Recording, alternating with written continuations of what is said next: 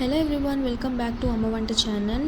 ఈరోజు సింపుల్గా రెస్టారెంట్ స్టైల్లో ఇంట్లోనే ఫ్రైడ్ రైస్ ఎలా చేసుకుందామో చూద్దాం. ముందుగా దానికి ప్యాన్ పెట్టుకొని ఒక చిటికెడు కారం యాడ్ చేసిన తర్వాత ఆయిల్లో దాంట్లో మనం క్యూబ్స్గా కట్ చేసుకున్న పన్నీర్ని యాడ్ చేసుకోవాలి.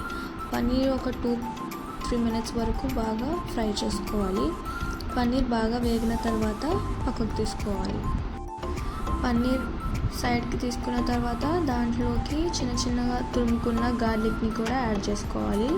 గార్లిక్ కూడా బాగా కొద్దిగా వేగిన తర్వాత దాంట్లోకి పొడవుగా కట్ చేసుకున్న ఆనియన్ ముక్కలు కూడా వేసుకోవాలి.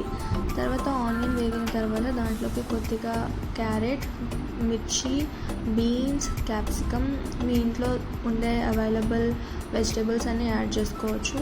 చాలా టేస్టీగా ఉంటుంది. అండ్ ఇవి కొద్దిగా బాగా వేయించుకోవాలి. దీంట్లో కొద్దిగా సాల్ట్ యాడ్ చేసుకోవాలి.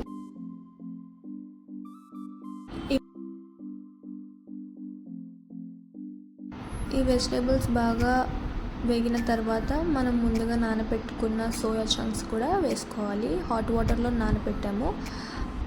తర్వాత సోయా చంక్స్ కూడా యాడ్ చేసుకున్న తర్వాత దీంట్లోకి ఒక ఎగ్ తీసుకొని వేసుకోవాలి.